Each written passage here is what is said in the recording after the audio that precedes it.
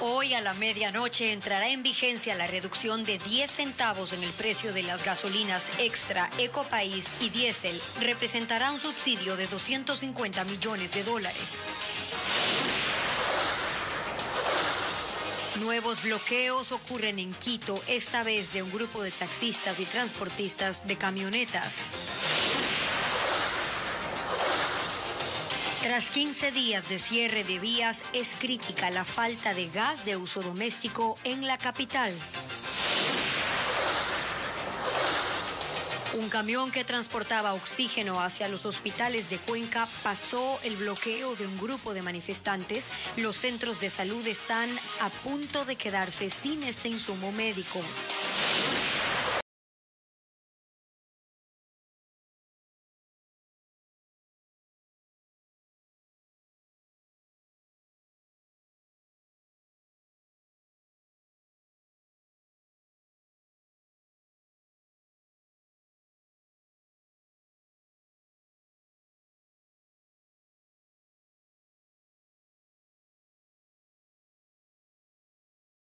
Precio de los combustibles en el país. Hola Gaby, ¿qué tal? Hola Steffi, ¿qué tal amigos? Buenas tardes. El anuncio fue realizado por el presidente la noche de este domingo. Los nuevos precios regirán en el país desde este 28 de junio, como nos informa Carla Delgado. Desde este martes rigen los nuevos precios de las gasolinas Extra, Ecopaís y Diésel. Tendrán una reducción de 10 centavos de dólar por galón. La decisión fue anunciada por el presidente Guillermo Lasso en cadena nacional. Todos consideran que el precio de los combustibles se ha convertido en la piedra angular que mantiene el conflicto. El ministro de Gobierno, Francisco Jiménez, sostiene que son medidas que van a permitir un alivio a los sectores populares, mientras que para el Estado representaría alrededor de 250 millones en subsidios.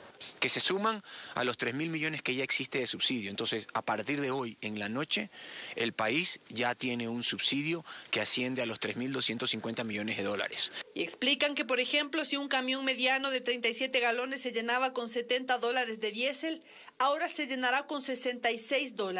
Por ahora los precios en las gasolineras se mantienen. Carlos es taxista y debe llenar a diario el tanque de su vehículo. Explica cuál sería el ahorro con esta reducción. 20 normalmente tanqueo ahora con la 2.55 centavos que está la Extra, y con esta reducción de 10 centavos me tocaría poner unos 16, 17 dólares. Mientras que para este conductor que se moviliza en moto, los nuevos rubros no son representativos. Con estos 10 centavos prácticamente no es un ahorro, no va a haber ningún descuento. Los distribuidores creen que la migración de consumidores entre los tipos de gasolinas será mayor. Que consuma la gente más extra que la gasolina super. Lo que sí les preocupa por ahora, según señalan, es que por las movilizaciones aún persisten las dificultades para transportar los tanqueros con gasolina hasta las estaciones de servicio, sobre todo en las provincias de Chimborazo, Bolívar y Pastaza. Bueno, pero revisemos cuáles son los precios de la gasolina en algunos países de Latinoamérica en comparación con Ecuador. Empecemos con Perú, cuyo galón de combustible se encuentra a $6.31. Luego veamos cómo está Argentina, que oferta en $3.94 cada galón. En el caso de Ecuador, la gasolina regular, es decir, Extra o Ecopaís, se oferta en $2.45 aproximadamente cada galón, y este valor es el que va a regir desde mañana. Finalmente, veamos Venezuela. El galón de combustible está en aproximadamente 8 centavos. En el caso del diésel, los precios también varían. En Perú, por ejemplo, cada galón se vende en $4.57. En Argentina, $3.76. En Colombia, el diésel se oferta en $2.26. Y en nuestro país, el galón de diésel se vende en $1.80. Por último, Venezuela, que estábamos revisando, tiene un un precio de 8 centavos. Recordemos que en el Ecuador existen los subsidios a los combustibles antes mencionados, lo que evidencia su costo menor que están viendo ustedes en comparación con los otros países. A propósito de este tema, más adelante aquí en nuestros estudios de Televistazo nos va a acompañar el gerente general de Petroecuador, Ítalo Cedeño. Vamos a abordar el subsidio a los combustibles, pero también la producción petrolera en el país que se está viendo afectada por las movilizaciones. Gaby. Y la escasez de gas doméstico continúa en Quito. Desde la madrugada de este lunes se evidenciaron largas filas de personas en los exteriores de las distribuidoras. Fabiola Santana informa que hoy llegó una plataforma con cilindros de gas para abastecer a un centro proveedor, pero hubo restricciones en la venta. La fila de personas que buscaba un cilindro de gas rodeaba la cuadra en los exteriores del centro de distribución de Calderón, norte de Quito. Muchos de ellos llegaron desde las 4 de la mañana. Inclusive ayer pasé hasta la tarde también y no dan ninguna respuesta, está cerrada la puerta. Que no oigas. Ya hacen entrar así, póngase en otros depósitos, hacen entrar a ver a la gente, que no oigas. Algunos buscan este insumo desde hace 10 días. Dicen que ante la escasez han tenido que cocinar con leña o pedir prestado a familiares. A leña por el momento. Estamos ya desarmando hasta las camas ya por último. Ahí está la gente esperando el gas que llegue mi persona para poder repartir. Si no tengo el producto, ¿qué va a repartir? Hasta las 9 de la mañana nadie daba información. Lo mismo ocurría en la distribuidora de gas en Carcelén. Lo mismo ocurría en la distribuidora de gas de Carcelén. En este caso la espera tuvo frutos. Antes de mediodía llegó una plataforma desde una de las plantas envasadoras en Pifo con cerca de 1000 cilindros. Giovanni fue el primero en recibir el producto. Ahora ya no cocinamos en leña, solo con gas. Antes tuvieron que registrarse en un listado, pues solo estaban vendiendo un tanque por familia. Seamos justos y solidarios con los demás que están al final, porque si llevamos al inicio más tanques, al final va a ser perjudicado los del último. Estamos desde las 4 de la mañana aquí por el gas, pero dando gracias a Dios ya tenemos ya el... Pero los que debían esperar eran los camiones distribuidores que ya se manifestaban en la vía. Tocaría esperar que la planta de Pifo nuevamente mande otra plataforma y a ver cómo nos manejamos. Esta distribuidora, por ejemplo, antes del paro recibía entre 3 a 4 plataformas cargadas al día. Este lunes solo llegó una. Y una movilización indígena salió desde la Universidad Central y se dirige hacia el centro de Quito. Jacqueline Rodas, nuestra compañera, está en la Avenida Patria. Jackie, cuéntanos tú cuál es la tónica de esta marcha. Te escuchamos. Estefi y amigos, buenas tardes. La marcha está en curso, pero antes quisiera mostrarles estas imágenes que hemos grabado hace pocos minutos aquí en el sector, en las inmediaciones de la Casa de la Cultura, exactamente en la calle Ladrón de Guevara. Son decenas de camiones y camionetas que ingresan a este sector con manifestantes en dirección a la avenida 12 de octubre, donde se encuentra la Universidad Salesiana. Por otra parte, hace minutos también y desde las 12 vimos pasar por aquí ya la nutrida marcha de manifestantes que salió de la Universidad Central del Ecuador, pasó por aquí por la Avenida Patria, luego por la 12 de octubre, rodeó toda esta cuadra grande dentro de la cual está la Casa de la Cultura, el Parque El Arbolito, recorrieron la Avenida Tarqui hasta llegar a la 10 de agosto y por la Avenida Guayaquil con dirección al centro histórico de Quito. Esta movilización está liderada por Leonidas Diza, el presidente de la Confederación de Nacionalidades Indígenas, CONAIE, y la movilización aún quedan algunos manifestantes en la cola de la calle Guayaquil, pero la mayoría de ellos ha llegado ya a la Plaza de Santo Domingo en la que están concentrados. Escuchamos también hace pocos minutos un llamado de Leonidas Diza a los policías que tienen vallada la calle Rocafuerte hasta donde les dejaron llegar, porque Leonidas Diza ha pedido que se les permita pasar de manera pacífica y según él van a rodear unas calles del centro histórico y su objetivo es regresar a la Casa de la Cultura. Hasta este momento no se les ha permitido pasar debido a que la calle Rocafuerte en su vida, que es por donde pretenden pasar, está a pocas cuadras del Palacio de Gobierno. Ese es el estado en este momento de la movilización. Nosotros pendientes en este punto, ya que como les indico, Leonidas Issa ha informado que el objetivo de la marcha es regresar acá a la Casa de la Cultura. Gaby, nuestro informe al momento. Gracias, Jackie. Estaremos pendientes. Y la reducción de 10 centavos en el precio de los combustibles no satisface a la CONAIE ni a las organizaciones sociales. Insisten en la movilización y consideran que las medidas tomadas por el Ejecutivo son insuficientes. Francisco Garcés con más información. Tras la decisión de anoche del presidente de la República de bajar 10 centavos el precio de los combustibles, la CONAIE mantiene consultas entre sus dirigentes y sus bases para determinar sus acciones. Pero la posición ya se anticipó.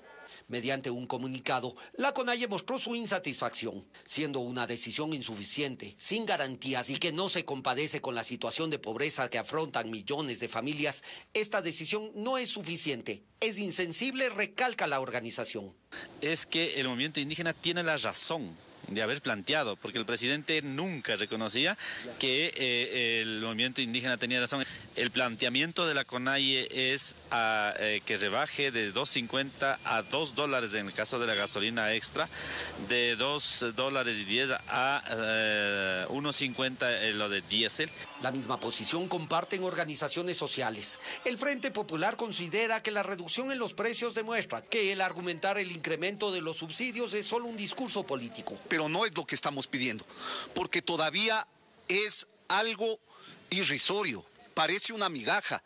Mientras que en el Seguro Social Campesino, la posición es que las necesidades no pasan por bajar el costo de los combustibles, sino también preocuparse por atender otras necesidades como la alimentación, la educación y la dotación de medicinas a 659 dispensarios del organismo. Y apoyamos, concordamos con los 10 puntos que emitió la CONAIE y desde ahí vamos a seguir trabajando. No queremos ser una burla, queremos diálogo con resultados. Aunque la postura de la CONAIE se conocería este mismo lunes, las posiciones previas se inclinan por mantener la movilización y la presión al gobierno, en espera de un acercamiento que dé respuestas a la agenda de 10 puntos que exigen las organizaciones indígenas y sociales. Y por su parte, el gobierno se mantiene en constante monitoreo de estas protestas, pese a que se ha levantado ya el estado de excepción. Las autoridades afirman que el trabajo en conjunto entre policía y Fuerzas Armadas se mantiene. Paul Romero está en el centro de Quito. Paul, ¿se mantienen también las medidas de seguridad en esa zona? ¿Qué tal, Steffi? Buenas tardes. Así es, se mantiene el dispositivo de seguridad, la presencia de Fuerzas Armadas y de la Policía Nacional aquí en el centro histórico de Quito, muy cerca del Palacio de Carondelet. A propósito, se cerró el acceso peatonal que se abrió en el transcurso de la mañana y en este caso nuevamente por la presencia de esta movilización que llegó hasta el centro histórico de Quito, se ordenó por parte de las autoridades de la Fuerza Pública cerrar nuevamente el acceso a la Plaza de la Independencia. La movilización hasta el momento que pasó, como nos comentaba nuestra compañera, ya por aquí por la calle Guayaquil hasta la Plaza de Santo Domingo fue pacífica, no hubo ningún tipo de incidentes. La policía, sin embargo, custodió una parte de la movilización y sobre todo resguardó el Palacio de Carondelet para evitar algún inconveniente, de pronto manifestaciones violentas, pero insistimos, ha sido totalmente pacífica, no se registró ningún incidente. Mientras tanto, aquí en el Palacio de Carondelet, durante el transcurso de la mañana, tanto la Fuerza Pública, las autoridades, jefes de Estado, en este caso el mandatario Guillermo Lasso, se reunió con el Frente de Seguridad, como todos los días, para hacer una primera evaluación de lo que ha significado ya hasta el momento el 15º día de paralización a escala nacional. Y presentaron, a propósito, algunos datos, estadísticas de lo que ha sido hasta el momento en el contexto de la protesta. Las cifras: 3 muertos, 208 policías heridos, 30 vehículos destruidos, una unidad de vigilancia totalmente destrozada, estamos hablando en este caso del Puyo, y de lo que concierne hasta el momento son 77 vías cerradas. Ese es el dato que nos ha proporcionado la Policía Nacional. Pero vamos a escuchar al ministro del Interior, Patricio Carrillo, y al comandante de la Policía, Fausto Salinas, respecto a esta evaluación de los 15 días de protesta. Escuchemos. con la Policía Nacional no va a asumir ningún riesgo, va a mantener el dispositivo como nos corresponde. Vamos a estar defendiendo a Quito como lo hemos defendido durante todos estos días y habilitando las vías a nivel nacional porque es lo principal para que las ciudades estén absolutamente abastecidas. Además, el presidente de la República en su mensaje fue absolutamente claro. No se va a dejar en impunidad y nosotros hemos venido alimentando unas investigaciones previas a Fiscalía de todos los líderes que están aquí. Después se hablará de una supuesta criminalización, pero la Fiscalía hará su trabajo. Estamos manteniendo los dispositivos operativos a nivel nacional. Nosotros creemos que con la resolución que se dio ya puede bajar las tensiones. 77 puntos, teníamos un 25% más de vías cerradas, hoy tenemos 77, pero estamos controlando a nivel nacional. Ahí la información. Insistimos entonces, el balance según el Ministerio del Interior son 3 fallecidos durante la jornada de protesta hasta el momento de los 15 días y se va a mantener los dispositivos de seguridad, especialmente aquí en el Centro Histórico de Quito, en la Casa de Gobierno, en donde permanece el presidente de la República. Este es el informe, compañeros. Buenas tardes. Gracias, Paul, por ese completo informe. El gremio del taxismo bloqueó algunas vías de Quito. Además, se suman conductores del Valle de los Chillos. Alex Pila está en la autopista General Rumiñahui. Alex, adelante. ¿Qué tal? Muy buenas tardes. Quito amaneció con varios cierres viales desde la madrugada. Uno ocurrió a la altura de San Miguel del Común, otro en el intercambiador de Carapungo y en el redondel de Gualo. Según la policía, este último sería el más conflictivo. Después de 30 minutos lograron controlar la zona y de inmediato iniciaron los trabajos de limpieza con personal y maquinaria del municipio de Quito. Otro cierre ocurrió en el sector del Condado en el norte de Quito. La policía logró habilitar parcialmente un carril. Mientras que otro grupo de taxistas, camionetas y buses de Sangolquí realizaron una caravana pacífica desde el sector del Triángulo hasta el peaje de la autopista General Rumiñahui. Buscaban ingresar a Quito para entregar sus peticiones, pero la policía lo impidió. Una delegación del Ministerio de Transporte y Obras Públicas recibió la petición y confirmó que en horas de la tarde recibirá una delegación de este grupo de taxistas. Y se canalice un congelamiento del precio del combustible. Vamos a conversar hoy día a las 4 de la tarde con el señor ministro para que le diga cuáles son las medidas que nosotros hemos avanzado. A esta hora de la tarde, este es el ambiente que se vive acá en la autopista General Rumiñahui. El tránsito vehicular está parcialmente habilitado. Uno de los camiones que transporta, gracias por ese reporte, que transporta oxígeno hacia los hospitales de Cuenca, pudo pasar el bloqueo de los manifestantes. Los dirigentes de la parroquia de Molleturo están pidiendo que la fuerza pública salga del sitio para hacer pasar más vehículos con este insumo. José Carlos Alvarado nos cuenta ahora más.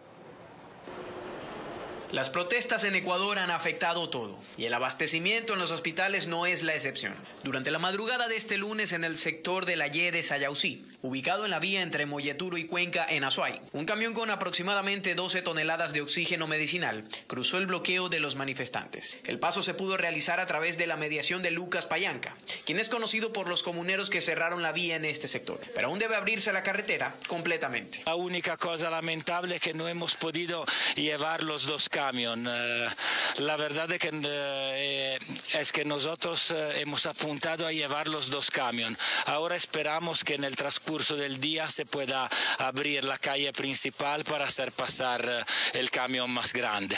Dirigentes de la parroquia Molleturo establecieron condiciones al gobernador de la Azuay para llegar a un acuerdo y despejar la carretera. Todo esto pese a la urgencia de llevar más oxígeno medicinal a los hospitales y evitar así la complicación de los pacientes. Si en caso hay un mejoramiento de la vía, sí pasará, pero eso depende. Eso tocaría llegar a un acuerdo. Para llegar a un acuerdo nosotros no queremos que la policía, el ejército estén sofocando, estén ahí amenazando. Nosotros no queremos eso. En Ibarra, provincia de Imbabura, también claman por oxígeno. Recientemente llegaron 2 camiones con el medicamento. Uno vino desde Cali, Colombia, pero otro tuvo que atravesar durante más de 7 días toda la Sierra Centro y entregar más de 14.000 kilogramos al Hospital General San Vicente de Paul. Para que tengas una idea, hay 50 personas que están unidas a líneas de oxígeno en los hospitales, ya sea en terapia intensiva, en postoperatorio, o que requieren oxígeno para poder vivir, que si no hay este suministro, pues lamentablemente simplemente fallecían. Los bloqueos por las protestas casi provocan el desabastecimiento de esta casa de salud, que cuenta con 173 camas, además de 10 pacientes críticos que dependen de estos tanques para sobrevivir. Y enseguida le vamos a dar paso a nuestra compañera Jacqueline Rodas. Ella se encuentra en el Parque del Arbolito. Hay novedades sobre las protestas. Jackie, cuéntanos. Sí, Gaby, hace pocos minutos en la cuenta oficial de la Confederación de Nacionalidades Indígenas, CONAIE, acaban de publicar lo siguiente: comunicado. Por decisión colectiva de las estructuras de la CONAIE, FEINE y FENOCIN, aceptamos la invitación hecha para la reunión con los 5 poderes del Estado, que sería a las 2 de la tarde. Concluye el comunicado: impulsaremos resultados para la agenda de 10 puntos. Llamamos a nuestras bases movilizadas a estar en vigilia. Recordemos que hace pocos minutos registrábamos la presencia de la movilización indígena ya en el centro histórico, en la plaza de Santo Domingo, y justamente Leonidas Diza estaba pidiendo a los policías que les permitan ingresar por la calle Rocafuerte, y subiendo estarían ya a pocas cuadras del Palacio de Gobierno. Esta noticia de último momento: las organizaciones indígenas aceptan una reunión que sería a las 2 de la tarde. Gracias, Jacqueline, por esa información. La CONAIE acepta entonces una reunión con el gobierno para dar paso al diálogo. Vamos ahora a una pausa y al regresar, el martes se decidirá si la Asamblea destituye al presidente Lasso. El correísmo y algunos legisladores de Pachacutic no cuentan con los votos.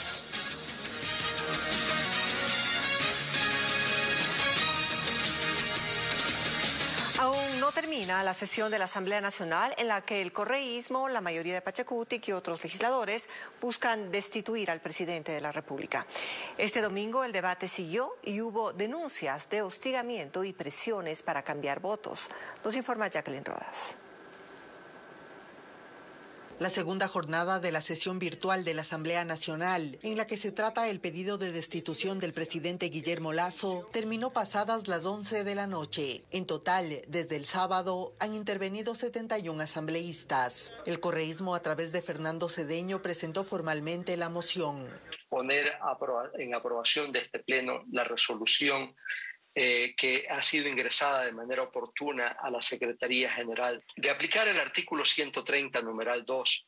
Pero están lejos de conseguir los 92 votos necesarios. Desde el oficialismo y la izquierda democrática denunciaron presiones. Un grupo de personas del pueblo caranqui ha pernoctado en mi domicilio en la ciudad de Ibarra, con pancartas, con gritos. Incluso hace unos minutos a la compañera Blanca Sacancela también han querido ingresar a su domicilio, y es necesario que el pueblo ecuatoriano conozca cómo están presionando para torcer la voluntad de los asambleístas. He recibido llamadas y mensajes exigiéndome que vote por el artículo 130, literal 2 de la Constitución Política del Estado. No lo voy a hacer. Mientras nosotros estamos debatiendo las llamadas, las amenazas y la persecución para que los legisladores voten como algunos grupos políticos quieren, existen y se están dando. Y aunque no se concrete la destitución, Pachacutic y UNES advierten que ahí no termina todo. Puede ser que hoy no haya los votos para que usted y nosotros nos vayamos a la casa.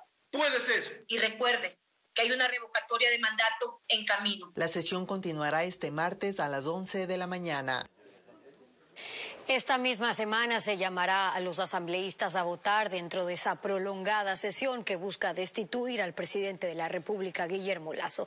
Según Virgilio Saquicela, el titular del Legislativo no ha recibido ninguna denuncia en relación a una posible compra de conciencias. Escuchemos.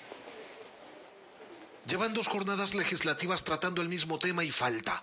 La destitución del presidente activó a los asambleístas, todos quieren hablar. Y aunque dicen lo mismo y aportan poco, cuando no aportan nada, según Virgilio Saquicela, toca. Es mi obligación conceder la palabra, ahí es donde ellos pueden y tienen la oportunidad de exponer sus puntos de vista. La noche de ayer se suspendió por segunda ocasión la sesión y se la retomará mañana martes, pero nada asegura tampoco que allí se vaya a terminar con este asunto. Lo que sí puedo aseverar es de que esta semana tiene que ser resuelto el tema, no puede ir más allá de ello. Y dice desconocer sobre una posible compra de conciencias. Tampoco escuchó a los legisladores decir que hay grupos de manifestantes apostados afuera de sus casas para presionarlos a votar por la destitución de Lasso. Yo al menos no conozco, no he recibido ninguna referencia en ese sentido y creo que eso no puede operar en ningún sector del poder público, menos en la Asamblea Nacional. Pero una cosa sí tiene clara, que no hay los 92 votos para la destitución. Ya en la prensa nacional, en las redes digitales, se conoce más o menos las tendencias en un posible resultado de este tema. Pero igual, el procedimiento sigue. El show debe continuar. Conseguir combustible en Cotopaxi se ha convertido en una misión casi imposible. Cientos de personas se ubican en los exteriores de las estaciones de servicio desde hace varios días con la esperanza de lograr abastecerse. Patricio Viera nos amplía. Llegando este momento, el abastecimiento aquí a la gasolinera. Los habitantes de Latacunga viven un verdadero viacrucis para tratar de conseguir combustible. Aunque la noche de este domingo hubo una pequeña esperanza porque se abrió parcialmente la vía Panamericana Sur que une Pichincha con Cotopaxi y pudieron ingresar a la ciudad 9 tanqueros con este producto. Se acabó la gasolina. Bastaron 2 horas para que se acabe el combustible nuevamente. Hoy aproximadamente en esta noche y madrugada hemos sacado siquiera unos casi 3.000 vehículos entre camiones, tanqueros, trailers, furgones y vehículos particulares. Al conocer la noticia de la llegada de camiones, decenas de personas se trasladaron hasta las estaciones de servicio, pero muchas no consiguieron abastecerse, incluso cuando había restricciones para los compradores. $5 en carros, $5 en canecas y $3 a motos. Tengo que alcanzar para todos. Messier Reynoso está desesperado. Desde hace una semana su taxi está parado por falta de combustible. Si no cargo, no trabajo, no podemos trabajar. Imagínese, uno también es padre de familia y necesita desde trabajar. Mientras manifestantes volvieron a bloquear las vías totalmente y se desconoce cuándo volverán a permitir el paso de camiones con combustible. 15 días de movilizaciones, paralizaciones y más allá de los objetivos que se logren, sin tildar responsables, las consecuencias son las que quedan. Por esta falta de soluciones a tiempo, quedan los heridos, quedan los destrozos, quedan vidas, nos quedan las pérdidas y luego otra vez ver por dónde es que se recupera. Italo Cedeño, gerente general de Petroecuador, nos acompaña esta tarde. Bienvenido a Televistazo. Buenas tardes, Stephanie. Un saludo cordial para ti y para tu distinguida audiencia. Igualmente, el sábado Petroecuador dijo que si las cosas seguían como estaban, en 48 horas tendrían que suspender la producción petrolera en el país. ¿Cómo es que podemos estar en riesgo de tener que suspender toda la operación? No tenemos combustible para operar nuestros pozos. Tenemos más de 1.000 pozos ya cerrados, 33 taladros de perforación y de recondicionamiento de pozos parados. Hemos perdido 200.000 barriles cada día. En total, desde el inicio de las paralizaciones, hemos perdido más de 1.200.000 barriles de petróleo. A los precios actuales, eso es un crimen. Ahora, la producción petrolera está en niveles críticos, dicen ustedes, cuando no se puede transportar los insumos, el diésel, lo necesario para operar. ¿Y esto es por qué? Por las vías cerradas. ¿Creen que ese fue un objetivo, afectar la producción como en efecto está pasando?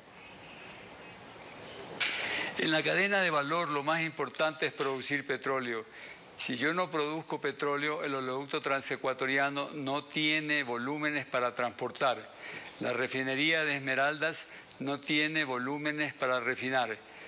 Y la exportación a los precios actuales también sufre que tenemos que aplazar los embarques porque no tenemos petróleo.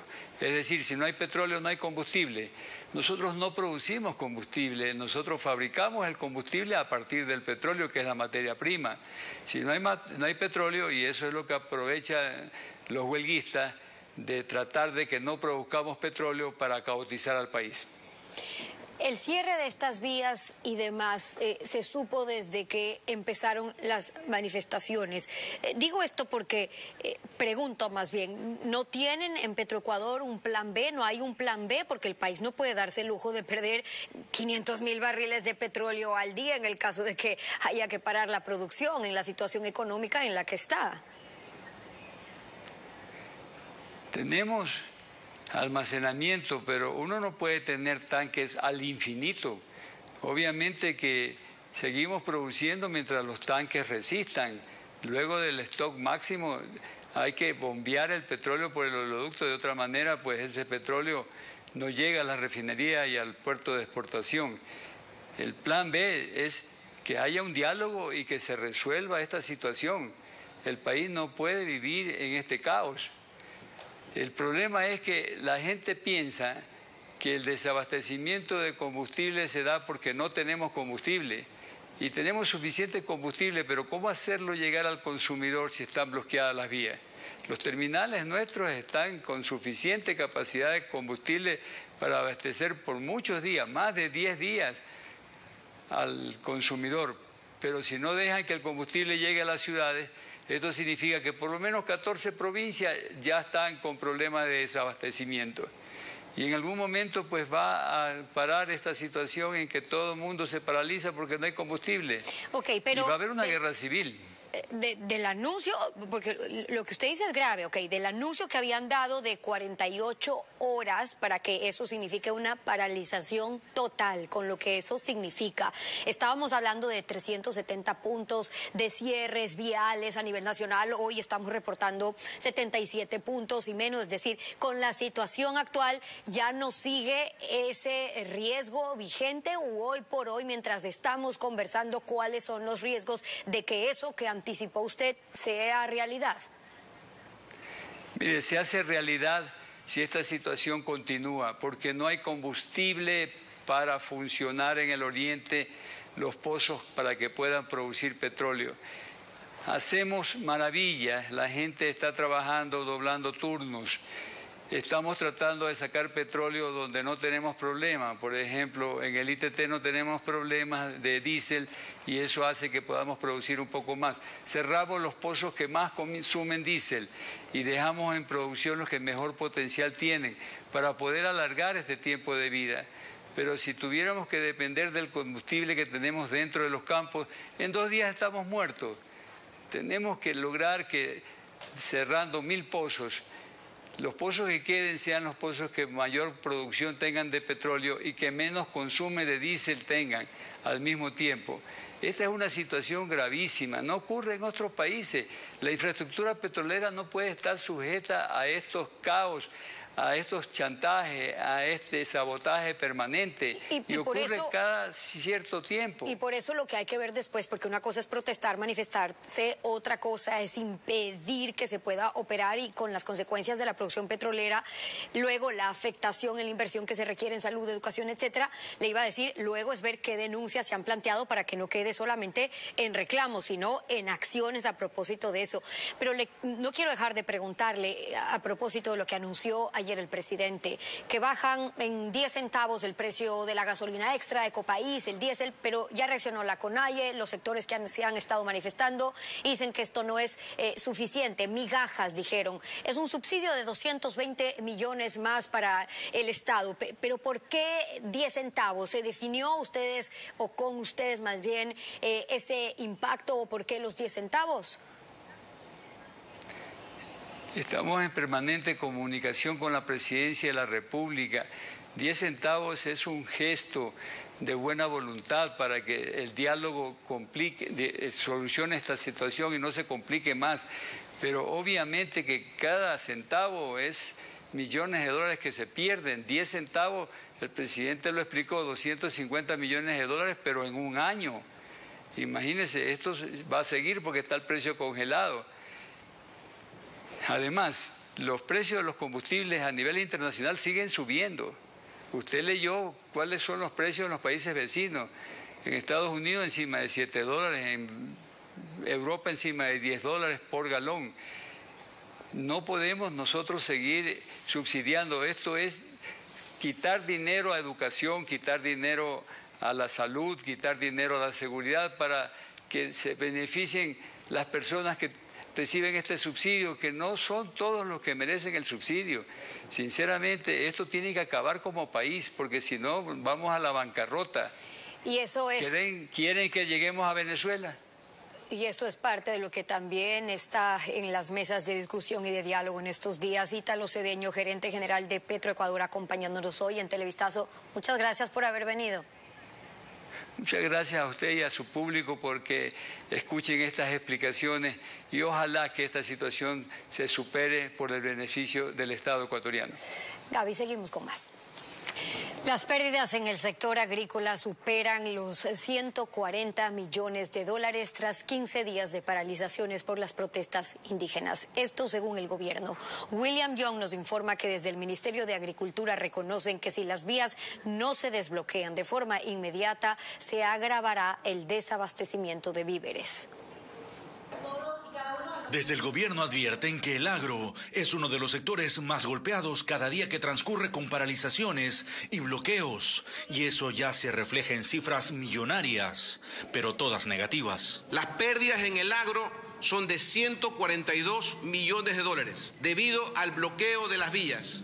La leche se la están tirando, las hortalizas se pudren. La agricultura no se puede prender y apagar. Junto al ministro de Agricultura estuvieron dos de sus viceministros para insistir en el diálogo, que dé por terminado el paro, ya que el problema de desabastecimiento es grave. Tenemos que buscar soluciones a través del diálogo. El señor presidente ha dispuesto más de 600 millones de dólares en beneficios. El subsidio de la urea y otros productos, la condonación de deudas, los préstamos al 1 y al 5%, entre otras cosas. Además, el ministro firmó el decreto que aumenta el precio mínimo de sustentación de la tonelada de caña de azúcar de 31 a 35 dólares. Sin embargo, algunos cañicultores que llegaron a esta cita advierten otro problema. La pregunta del millón es, ¿cómo vamos a hacer para que se cumpla? Porque los acuerdos ministeriales pueden expedirse, luego viene la industria y puede hacer una serie de descuentos y pagos arbitrarios. En tanto, el gobierno indica que cada día de paralización provoca en promedio pérdidas por 11 millones de dólares en el sector agrícola. De a poco, algunos locales ubicados en las inmediaciones del Parque El Arbolito reabren sus puertas. Los daños que dejaron las violentas manifestaciones aún son evidentes. Ana María Palacios recorrió el sector y nos cuenta cuál es el panorama. Después de 2 semanas de manifestaciones en las inmediaciones del Parque El Arbolito, los comerciantes regresan a sus locales para constatar los daños. Santiago Mancheno vende bicicletas. No solo han destruido la fachada de su local, los manifestantes también rompieron la puerta de su establecimiento por 3 ocasiones, por lo que las pérdidas se siguen sumando. Realmente son 15 días sin trabajar, más los daños materiales, fácil unos 8.000 dólares. Las pocas personas que circulan caminan con miedo y deprisa. Este restaurante abrió este lunes. Por seguridad tuvo que soldar todas las puertas. Los vidrios, cámaras de seguridad y paredes fueron afectados. Por eso ahora yo me he arriesgado a abrir. Yo sé que no público no vamos a tener, pero sí servicio a domicilio. Aumentan las seguridades en sus locales. Cristina Sá vive en el mismo lugar. Dice que arriesga su vida, que han sido días invivibles en su casa. No podía prender la luz porque decía, ve, ahí están espiando, nos están espiando.